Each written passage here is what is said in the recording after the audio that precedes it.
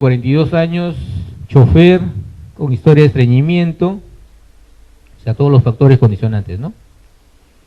Chofer, estreñimiento, refiere que de hace 3 días dolor y presencia de masa en el ano.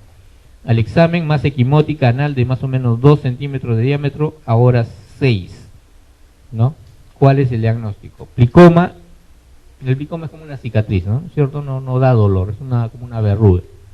Hemorroides trombosada, eso sí te da un dolor pero intenso, no te deja ni caminar. Absceso perianal, también te da dolor intenso, no te deja caminar, pero en el absceso perianal lo que van a encontrar es más los signos de flogosis, ¿no? Tumefacción, calor, rubor, dolor, ¿cierto? ¿Ya? Pólipo anal, te puede dar dolor, generalmente no da dolor cuando ya el pedículo se ha torcido y produce una trombosis, ¿no? No es lo frecuente. Y forúnculo anal, de lejos no te da tanto dolor. Por lo tanto, la alternativa acá sería hemorroides trombosadas, ¿no? Por las características que da el paciente, que generalmente para sentado, ¿no? Es chofer, con historia de estreñimiento crónico, ¿no? Todos los factores condicionantes para un hemorroides, en este caso por el dolor, trombosada. Y el manejo en este tipo de pacientes, ¿cuál es? ¿Cuál es el manejo de una hemorroides trombosada? ¿Hemorroidectomía? ¿Ah? Una hemorroides trombosada lo único que hay que hacer es drenaje. Entonces, un corte, un piquete en el paquete hemorroidal, evacúan el trombo y con eso se acabó el problema. ¿Ya? Hemorroidectomía es ya un procedimiento ya más selectivo, ¿no? Otra pregunta en relación a obstrucción. Varón, 70 años, dolor abdominal tipo cólico, intermitente y estreñimiento. Hace 72 horas se agrega náuseas y vómitos fecaloideos. O sea, una obstrucción baja, por lo que dicen, ¿no? Al examen, distensión abdominal, timpanismo y ausencia de ruidos hidroaéreos. En la radiografía de abdomen se observa una imagen radiolúcida en pico de pájaro. ¿Cuál es el diagnóstico más probable? Marcada distensión abdominal, timpanismo, lógicamente si hay dilatación, ausencia de ruidos hidroaéreos. Inicialmente cuando hay una obstrucción mecánica, el intestino trata de romper esa obstrucción, ¿no? Entonces los ruidos hidroaéreos se hacen más frecuentes, ¿ya? Pero llega un momento en que el intestino ya se cansa y se paraliza. Es un estadio avanzado, ¿no? Lo que sucede acá, ya los hidroaéreos se hacen ausentes. Entonces, hay un cuadro obstructivo ya de larga data en este paciente, y lo que nos llama la atención es la imagen radiolúcida en pico de pájaro. ¿En qué caso se presenta esto? Bueno, ahí está ya marcado, igual que el grano de café, se presenta en el bólulo sigmoide. ¿Y por qué se presenta la imagen en pico de pájaro? Porque justamente el asa hace una omega, que también es otra imagen característica, y en la zona de la obstrucción, de la estrechez, se va afinando el asa intestinal y dibuja una imagen que parece un pico de pájaro, ¿no? ¿Ya? Por eso también es característico en bólulos sigmoides. Chofer que sufre accidente de tránsito, choque, llevado a emergencia, presenta dolor abdominal, al examen presenta presión arterial 860 debe ser ahí, no es 80-90, ¿no? O sea, una hipotensión moderada, pulso de 105 por minuto, está despierto, hay dolor difuso abdominal, reacción peritoneal dudosa, ruidos hidroaéreos escasos. ¿Qué hacen? ¿Ah? Lo meten a sala, lo estudian. Aparentemente está hemodinámicamente compensado, ¿no es cierto? ¿No? 8,6 de presión, 105 de pulso, no está... Hay taquicardia, pero no es una taquicardia marcada. Reacción peritoneal dudosa, ¿no? Entonces, analicemos las alternativas. Hospitalizar al paciente y programar la sala de operaciones por tratarse de un abdominal cerrado me parece muy agresivo, ¿no es cierto? No está chocado, ya no hay reacción peritoneal. Enviar al paciente a su domicilio e indicarle que regrese si empeora, tampoco, ¿no es cierto? Porque ese paciente puede regresar ya chocado con compromiso peritoneal. Mantener al paciente en observación con hidratación parenteral, sonda Foley, control del hematocrito seriado, podría ser, ¿cierto? ¿ya? Lo observamos, vemos su estado hemodinámico, si varía o no, si baja el hematocrito, ¿ya? Colocar vía parenteral, aplicar antiespasmódico, solicitar TAC abdominal, yo creo que todo está bien menos el antiespasmódico. Realizar paracentesis diagnóstica para determinar si es traumatismo. Entonces me quedaría entre la alternativa C y la E, ¿no es cierto? Entre las dos, ¿cuál escogen? Si me pusieran ahí ecografía, yo me mandaría por la ecografía. Como tengo ecografía, lo más lógico es hacer una paracentesis para ver si hay líquido, ¿no es cierto? ¿Ya? Esa es la alternativa. La paracentesis, ahí tienen las indicaciones en trauma abdominal, donde no hay evidencia de una lesión grave que amerite una laparotomía de emergencia, ¿no? ¿Ya? Pero tienen que considerar que el paciente tiene que estar hemodinámicamente estable, ¿ya? Si hay inestabilidad, mejor es hacer la laparotomía, ¿ok? Ruptura de víscera hueca, ya creo que lo hemos visto, el neumoperitoneo. Y cuando el neumoperitoneo se localiza delante o hay pérdida de la matidez hepática, tiene un nombre, ¿no? ¿Ya lo conocen? El signo de Joubert o Joubert, como lo quieran llamar, ¿no es cierto? Ustedes normalmente hacen la percusión en hipocondrio derecho y van a encontrar una matidez, ¿no es cierto? Pero si hacen la percusión y no encuentran matidez y no hay timpanismo, eso significa que hay aire, que el hígado ha sido desplazado por aire, y eso significa un neumoperitoneo. Es lo que hacemos cuando hacemos el neumoperitoneo en cirugía laparoscópica, ¿no? No sé si los que han entrado a cirugía laparoscópica, entramos con la aguja de Beris o con el neumoperitoneo abierto, y una vez que empezamos a pasar el CO2, lo que hacemos es percutir el hígado. Si todavía sigue mate, significa que ese CO2 no está entrando a la cavidad y por lo tanto tenemos que revisar. Pero si ya encontramos timpanismo, significa que hay aire y entonces el CO2 está entrando a la cavidad abdominal, ¿ya? Acuérdense, es el signo de Joubert. Esa es la percusión del hipocondrio derecho, ¿no? Típico en neumoperitoneo. En el caso que se realice una colectomía programada y se deja un DREN, ¿qué tipo de herida es? Una colectomía programada. ¿Se acuerdan de los tipos de herida? Herida operatoria, limpia, contaminada, contaminada y sucia, ¿no es cierto? Ya, es una colectomía programada. ¿Qué tipo de herida es? Limpia, no es, ¿no es cierto? Limpia, hemos dicho, es una hernia, por ejemplo, ¿no? Donde no hay contaminación. Limpia, contaminada, limpia, contaminada, ¿no es cierto? Porque es una operación programada, se supone que hemos limpiado el colon para evitar la contaminación, entonces entraría dentro de lo que es limpia, contaminada. Contaminada no es porque justamente la idea es evitar la contaminación y en el momento de la cirugía hacemos todo para impedir eso, ¿no? Contaminada no es. Limpia tampoco y estéril menos. Sucia tampoco es, porque sucia ya estaríamos hablando de contaminación con pus o con contenido fecal, ¿no es cierto? Y estas son las clasificaciones de las heridas: limpia, limpia, contaminada, contaminada y sucia o infectada, ¿no es cierto? Ahí tienen las características para que las analicen, ¿ya? En el caso de que hemos hablado, se trata de una herida limpia contaminada, se penetra en el tracto, ya sea respiratorio, en el caso de nosotros digestivo, que estamos hablando de cavidad abdominal, o puede ser urinario, genital, ¿no? Pero bajo condiciones controladas, ¿ya?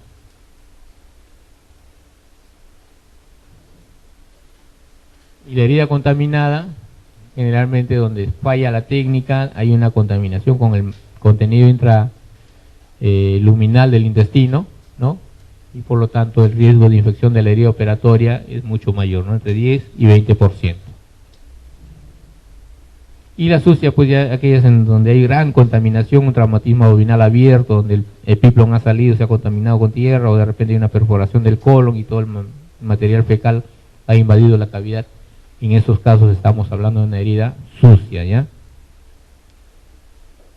Y la infección está por encima del 20%, la infección de la herida operatoria, en estos casos. Creo que este es uno de los últimos temas, síndrome del intestino corto. ¿Han visto intestino corto? No creo que hayan visto, son muy raros los casos de intestino corto, por lo menos lo que hemos visto. Generalmente están asociados a resecciones masivas del intestino delgado, ¿no? Y esto cuando sucede, por lo general, cuando hay una trombosis o una isquemia intestinal, ¿cierto? Donde tenemos que resecar gran cantidad de intestino para salvar la vida del paciente.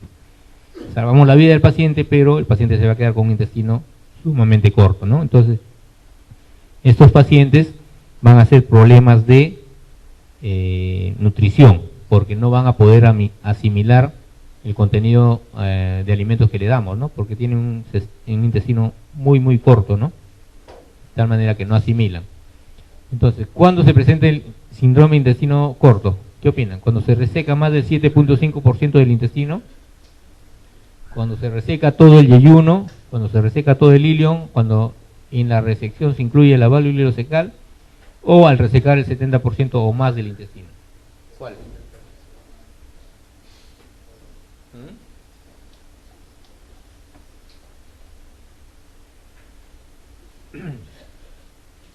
En general es cuando se reseca más del 70% del intestino, ¿no? Cuando solamente le dejamos 30% de tal manera que tiene poca superficie de absorción y el paciente generalmente se va a la desnutrición. En esos casos, como ese paciente no tiene la capacidad de asimilar lo que ingiere por vía oral, hay que darle por vía parenteral, por lo menos temporalmente hasta que el intestino se adapte, ¿ya? Entonces la respuesta es la última, ¿no? El 70% más.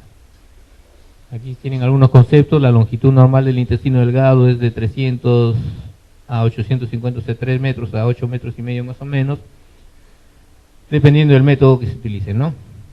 El duodeno 25-30 centímetros y hay uno a 160 o 200 centímetros y el resto es ilio, ¿no? O sea, la mayor parte del intestino delgado es ilio, ¿ya?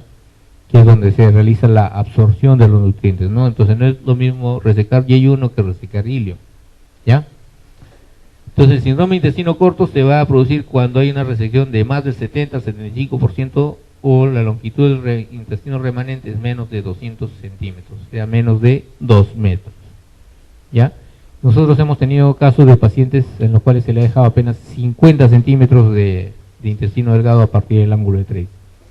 Ese paciente inicialmente se desnutrió, pero poco a poco el intestino se va adaptando.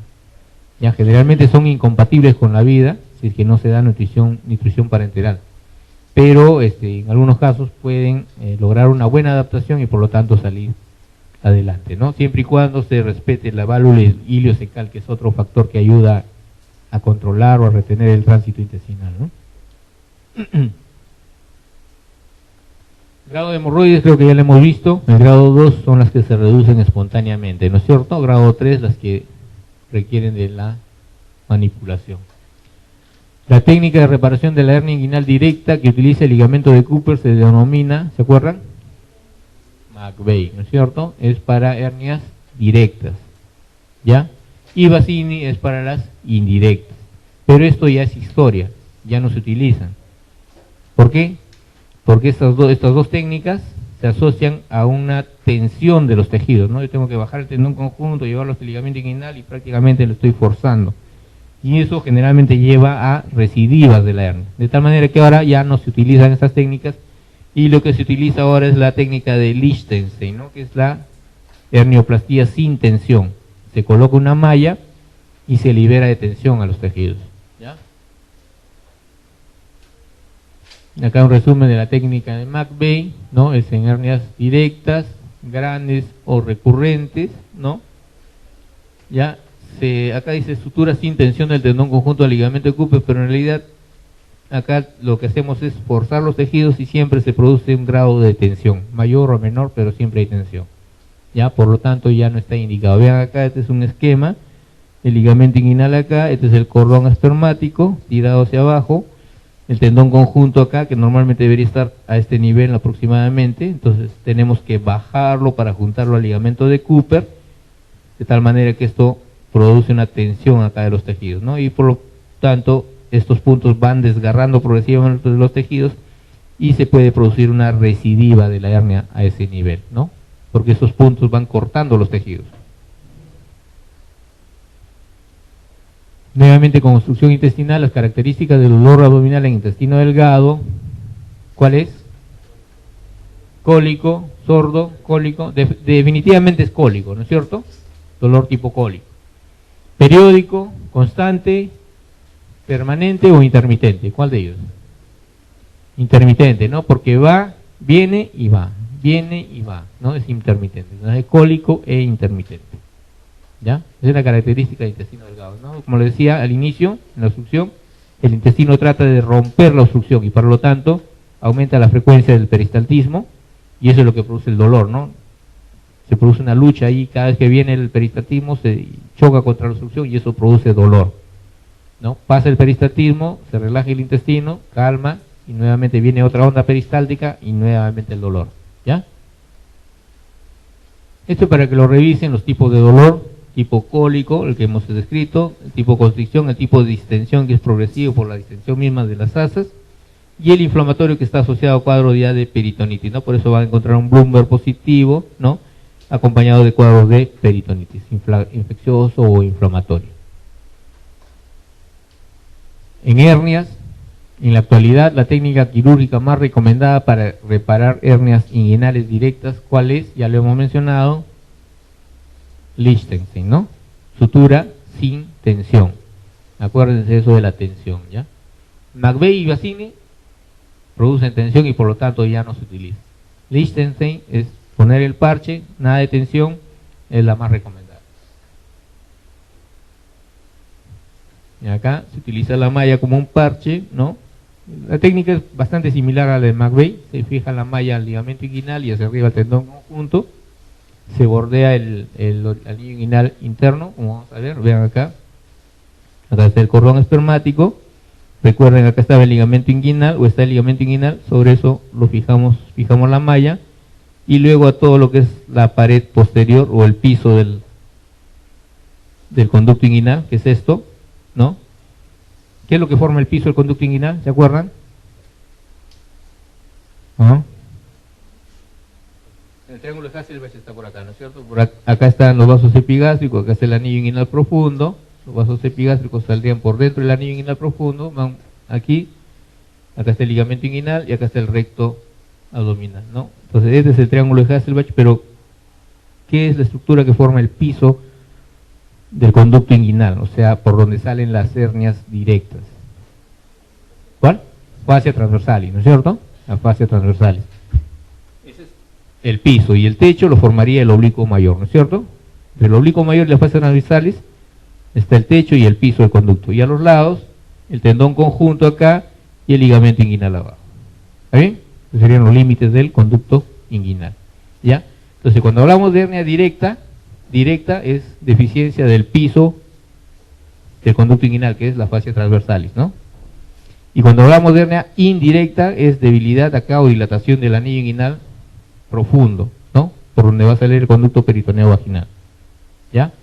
Entonces, cuando hablamos de la técnica de Lichtenstein, lo que hacemos es reforzar todo el piso posterior, pero además bordeamos el conducto inguinal, el cordón espermático, perdón, y hacemos como un nuevo anillo inguinal interno, ¿eh? Y lateralmente lo volvemos a unir la malla. Paciente 45 años, acude a emergencia, últimas 14 horas presenta dolor abdominal, vómitos y al examen tumoración umbilical. Creo que esto ya lo vimos, ¿no es cierto? Hernia encarcerada, esto lo hemos visto ya anteriormente. La hernia encarcerada, ya lo hemos mencionado, es aquella que no se puede reducir, pero no hay un cuadro doloroso porque no hay compromiso vascular todavía. Cuando hay compromiso vascular, estamos hablando ya de una isquemia, ¿no? Y por lo tanto requiere un manejo quirúrgico ya inmediato. La hernia inguinal indirecta, ¿cuál de las siguientes hernias sigue el camino del cordón espermático con el músculo cremaster? Definitivamente es la indirecta, ¿no? Porque es la que sale por el anillo inguinal profundo. O sea, estas hernias van a acompañar al cordón espermático. ¿Ya? Salen por el anillo inguinal profundo, acompañan al cordón espermático y por lo tanto también están envueltas por el cremaster. ¿Se acuerdan del cremaster, no? ¿Ya? Es la hernia inguinal indirecta. El síntoma principal y característico de la fisura anal ya lo hemos visto, ¿no? Es dolor, especialmente al defecar. Fisura aguda, fisura crónica también ya lo hemos visto. Entonces, en relación a la fisura crónica, ya lo hemos mencionado, ¿no? Los bordes son fibróticos, con un lecho donde se ven las fibras del esfínter anal. También 80% en la cara posterior y 20% en la anterior. El tratamiento ya hemos visto, esfinterotomía lateral interna. Y en relación a vólvulo, paciente 70 años, vólvulos sigmoides en mal estado general, tóxico, taquicárdico, con reacción peritoneal. ¿Qué tipo de cirugía es la más adecuada? También ya le hemos mencionado, ¿no es cierto? Hablando de diverticulitis, ¿ya? ¿Qué se produce en el vólvulo sigmoides? Lo que pasa es que se hace una especie de nudo en el sigmoides y este segmento queda sin irrigación, se necrosa y hace una translocación bacteriana. Entonces se comporta como una peritonitis, ¿no es cierto? ¿Ya? Entonces lo que hay que hacer, como ese segmento ya está necrosado, lo que hay que hacer es resecar ese segmento, pero ya como hay un compromiso infeccioso de por medio, como dice acá, ya hay un paciente tóxico, taquicárdico, o sea, está con cuadro séptico de fondo, si yo le hago la anastomosis primaria, lo más probable es que eso se abra. Entonces no es recomendable, se puede hacer, pero no es recomendable hacer anastomosis primaria en estos casos. Lo que se hace es cerrar el cabo distal y hacer una colostomía de descarga, igual que en la diverticulitis grado 3 o grado 4 de Hinch, ¿ya? Pero en estos casos, por eso lean siempre la premisa, ¿no? Si me dijeran solamente un paciente con vólvulo de sigmoides, nada más, no me dicen que está necrosado ni que el paciente está tóxico, ahí sí puedo hacer la resección y anastomosis primaria, ¿ya? Porque estoy asumiendo que está el vólvulo, pero no está complicado con una peritonitis, ¿no es cierto? Pero ya hablando de un paciente tóxico, taquicárdico, en un cuadro séptico, no me puedo arriesgar a hacerle una anastomosis primaria. Entonces, lo más apropiado es una resección del segmento, o sea, del vólvulo, más colostomía, ¿ya? No es colostomía simple, ¿eh? Porque si yo le hago solamente la colostomía, pero no reseco el segmento, que es el asa que está atrapada, necrosada ahí, el paciente va a seguir en sepsis. Tengo que sacar el foco de ahí, ¿no es cierto? ¿Ya? Otra posibilidad de resección más anastomosis, pero como les digo, la posibilidad que esta anastomosis se abra es alta en un paciente séptico. No es lo recomendable, ¿ya?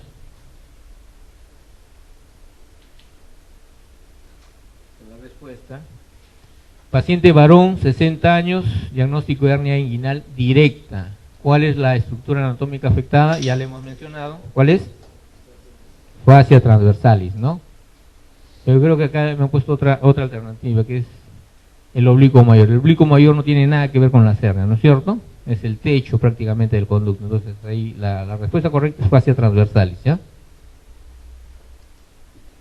¿Cuál de las siguientes es una hernia congénita? También ya le hemos mencionado. ¿Cuál es? La indirecta, pues no, porque es un defecto del anillo inguinal profundo, es una persistencia del conducto peritoneo vaginal, ¿no? En los hombres y del conducto de Nuc en las mujeres, ¿no? ¿Cuál es el contenido de la hernia de Littré? Divertículo de Meckel, ¿no es cierto? ¿Ya? Cuando está el apéndice es una hernia de amianto, ¿no es cierto? ¿Ya? Esa es la de Littré. Aquí en la hernia, y dentro de la hernia se introduce el divertículo de Meckel, que es un rezago del conducto ónfalo-mesentérico. ¿Se acuerdan? ¿Cuál de los siguientes exámenes e imágenes le ofrece mayor sensibilidad y especificidad para el diagnóstico de apendicitis aguda? ¿Cuál creen? Radiografía simple de abdomen, ecografía con compresión gradual, Doppler, radiografía de colon, gammagrafía. ¿Por cuál se inclinan? ¿Ah? A ver, la radiografía simple de abdomen nos ayuda. Podría dar algunos datos, ¿no? Sugestivos, como es la dilatación o la presencia de un asa intestinal centinela, ¿no? Igual que en la pancreatitis, ¿ya? Pero no es totalmente confiable. Ecografía con compresión digital, o sea, hace la ecografía y mientras vas comprimiendo estás haciendo o evidenciando el signo de McBurney. Sí nos ayuda, ¿ya? Pero, igual que cuando mencionamos algo sobre ecografía, va a depender de quien haga la ecografía. porque la ecografía sí nos puede dar signos más confiables de apendicitis, como es la presencia de líquido periapendicular, el engrosamiento de la grasa periapendicular, o cuando yo paso el ecógrafo, el transductor, normalmente el apéndice se colapsa. Si no tiene apendicitis, se colapsa, o sea, tú lo presionas y se colapsa. Pero ya cuando hay un cuadro apendicular, tú por más que presiones, vas a ver que el apéndice no cambia su forma, queda así redondito como un ojo, ¿ya? Entonces esos son datos sugestivos de una apendicitis, pero como le digo, va a depender de quien haga el examen, ¿ya? Porque hay personas que hacen el examen y ni cuenta se dan de que es una apendicitis. La ecografía Doppler no nos ayuda, ¿no? Generalmente esto para tumores, ¿no? Hay que ver la captación o la vascularización del apéndice. Radiografía de colon igual no nos ayuda, y gammagrafía es demasiado engorroso. Puede ayudar, pero es demasiado engorroso. Ya, la respuesta es B. Vean, acá está lo que decíamos. El apéndice, uno lo presiona el abdomen y normalmente eso debería colapsarse acá ligeramente, ¿no? Pero mantiene su forma, ¿ven? ¿Ya? Y acá en la tomografía igual, pero en la tomografía ya se agrega la presencia de colección alrededor del apéndice, ¿ya? Entonces, la tomografía es mucho más sensible, ¿no? Pero a la vez es mucho más cara. Por eso que en los países desarrollados ya no utilizan la ecografía, sino de frente se van a la tomografía. Lógicamente tienen más recursos, pues, ¿no? Varón, 60 años, 36 horas de enfermedad, dolor abdominal, estreñimiento, tensión e hipersensibilidad a la palpación. La radiografía de abdomen muestra imágenes en ASA, en omega. ¿Cuál es el diagnóstico más probable? Ya lo mencionamos, ¿no es cierto? ¿Cuál es? ¿Bórulo de ciego? Sigmoide, ¿no es cierto? Recuerden, el ASA, ¿no? Forma una especie de omega. ¿Ya? Se tienen ya tres características del bórulo sigmoide, ¿no? Pico de pájaro, grano de café y forma de omega, ¿ya? Multípara, 45 años, refiere estreñimiento y sangrado rectal ocasionado con las deposiciones. ¿Cuál es el diagnóstico? Fácil. ¿Cuál es? Hemorroides, pues, ¿no? Estreñimiento, sangrado rectal con las deposiciones, tiene que ser una tumoración que produce sangrado. ¿Absceso perianal puede ser? No puede ser, generalmente eso va con cuadro inflamatorio, ya hemos dicho, ¿no? Flogosis. Fisura anal produce más dolor, no, generalmente no produce sangrado, ¿ya? Estenosis anal, hay dificultad en la evacuación nada más, ¿no? Y proctitis ya pacientes con antecedentes de radiación generalmente. El cuadro corresponde a un hemorroide, ¿no? Y este es un hemorroide de plexo hemorroidal interno que está por encima de la línea dentada, ¿no? Son los paquetes hemorroidales internos, mientras que los externos van por fuera de la línea dentada. Los externos son los que más frecuentemente se trombosan y producen más dolor porque tiene una inervación acá de la piel, y la piel es mucho más sensible, ¿no? En cambio la mucosa hacia arriba de la línea dental no tiene mucha inervación y por lo tanto no producen tanto dolor, ¿ya? En cambio las hemorroides externas que se trombosan, eso no lo deja ni caminar al pobre paciente, ¿ya? Hemorroides internas, le que da más síntomas, generalmente sangrado, sensación de prolapso, o sea, una tumoración, ¿no? Sensación de evacuación incompleta, secreción fecaloidea a veces, ¿no? Y por lo general son indoloras, ¿no? Da más síntomas, pero generalmente indoloras, porque no tienen tanta inervación como hemos mencionado, ¿no? Bueno, esa es una diferenciación entre hemorroides internas y externas para que la analicen, la localización, el plexo venoso que recogen, el retorno venoso, ¿no? Como decimos, las internas generalmente no hay dolor, en cambio las externas sí son más dolorosas justamente por la inervación que tienen, ¿no? ¿Ya? El tratamiento de elección en hemorroides externas trombosadas es, ya también lo hemos mencionado, dieta rica en fibra, no es el tratamiento para hemorroides trombosadas, puede ser el tratamiento para hemorroides en general, ¿no? Evitar el estreñimiento usando dieta rica en fibra, pero no es para las hemorroides trombosadas, ¿no? Baño de asiento, igual que la dieta, ligadura con banda de caucho, eso es en general para hemorroides internas grado 2 o grado 3. Reducción manual, no hay nada que reducir acá porque está trombosado de cajón. El tratamiento indicado es la ablación quirúrgica, ¿no? Hay que hacer un corte, drenar el trombo y con eso se le alivia el dolor al paciente, ¿ya? La hernia inguinal indirecta ocurre por, ya lo hemos mencionado, persistencia del conducto peritoneo vaginal, o sea, es congénito, ¿no es cierto? ¿Ya? No es debilidad de la pared, nada de eso. Y esto para que vean, las lesiones indirectas en los varones es por persistencia del conducto peritoneo vaginal y en las mujeres por el persistencia del conducto del núcleo, ¿no?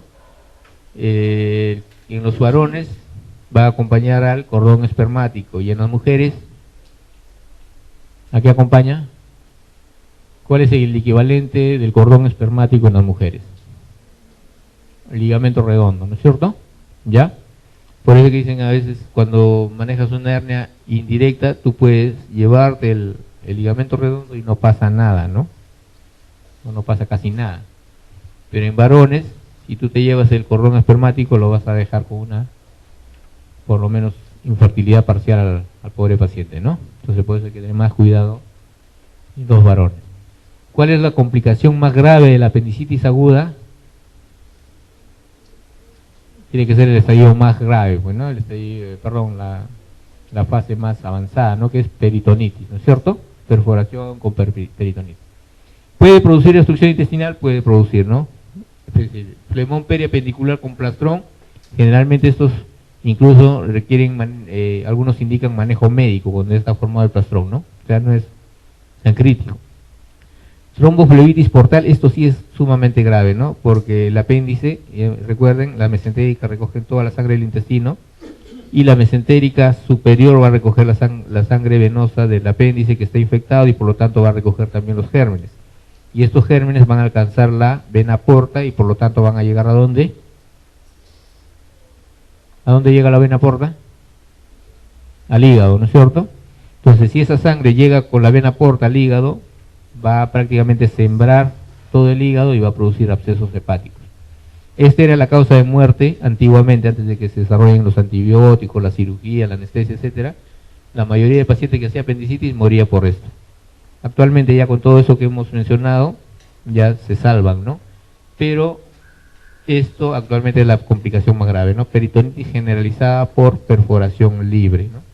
En el estadio más, o la fase más avanzada, ¿no? Que a la larga va a condicionar esto, ¿no? La sepsis abdominal, ¿cierto? En un paciente con apendicitis perforada y peritonitis difusa, el tratamiento recomendable es, creo que ya lo hemos visto, ¿no es cierto? Sacar el apéndice, aquí sí habla de peritonitis difusa, ¿no es cierto? Entonces vamos a tener que hacer lavado, y aparte de lavado, de repente drenaje y antibióticos, ¿no es cierto? Entonces, ¿cuál sería la respuesta? Me parece que la B, ¿no es cierto? Lavado, drenaje y antibióticos, además de la apendicectomía, lógicamente. ¿Está bien? La apendicectomía laparoscópica, lo que hemos mencionado, la incisión de McBurney cuando es apendicitis no complicada. Cuando es apendicitis complicada hay que hacer incisiones amplias, generalmente medianas, infraumbilicales. La hernia inguinal indirecta nuevamente se repite, ya hemos visto, persistencia del conducto peritoneo vaginal. Acá para que vean, ¿no? Ya lo hemos visto, ¿no? La hernia inguinal directa, que nace en el triángulo de Hasselbalch por debilidad de la fascia transversalis. Ya lo hemos mencionado, ¿no? Triángulo de Hasselbalch. Ya, bueno, esto es una de alternativas múltiples, ¿no? En apendicitis aguda, ¿verdadero o falso? A, el diagnóstico es clínico fundamentalmente. ¿Verdadero o falso? Verdadero, ¿no? La génesis de la apendicitis del adulto es la presencia de coprolito en su lumen. ¿Verdadero o falso? Verdadero. El tratamiento es definitivamente quirúrgico. ¿Verdadero o falso? Verdadero, ¿no? Aunque algunos, como decíamos, en el plastrón apendicular indican tratamiento médico, ¿ya? Pero eso está en discusión. El signo de rebote en fosa ilíaca derecha es dato inequívoco de apendicitis. ¿Verdadero o falso? ¿Qué significa el rebote positivo en fosa ilíaca derecha? ¿Qué traduce? Que hay una irritación nada más, ¿no es cierto? Esa irritación no necesariamente tiene que ser apendicitis, puede ser otras patologías. ¿Cuáles? Un absceso tubo ovárico en una mujer te da fosa ilíaca derecha positiva, ¿no es cierto? ¿Ya? Un quiste de ovario a pedículo torcido, igual. Entonces, no es exclusivo de apendicitis, ¿ya? Es signo de apendicitis siempre y cuando tú lo sumes a todo el cuadro clínico, ¿ya? Náuseas, vómitos, dolor migratorio, etc. El primer signo de apendicitis aguda es fiebre, ¿verdadero o falso? Falso, ¿no? El primer signo, ¿cuál es? Dolor. La fiebre aparece después, ¿no? Entonces, la alternativa correcta sería ¿cuál? La alternativa B, ¿no es cierto? Verdadero, verdadero, verdadero, falso, falso. Bueno, este es el cuadro clínico, ya ustedes lo conocen de sobra, solamente indicar que en 25% de pacientes el dolor en fosa ilíaca derecha se localiza directamente en ese nivel, ¿ya? Lo típico es que empiece en el epigastrio o mesogastrio y de ahí se vaya a fosa ilíaca, ¿no? Es la cronología del dolor de Murphy, ¿ya? Así se llama. El hecho de que el dolor migre del epigastrio a la fosa ilíaca derecha, cronología de dolor de Murphy. Es típico de apendicitis, pero hay un 25% de pacientes que no van a presentar la cronología de Murphy y de frente el dolor se va hacia fosa ilíaca derecha. Estas son las triadas de Murphy y de Alafu, son signos y síntomas para que lo revisen. Y bueno, esto ya lo hemos visto, adherencias, ¿no es cierto? Obstrucción intestinal, causa más frecuente.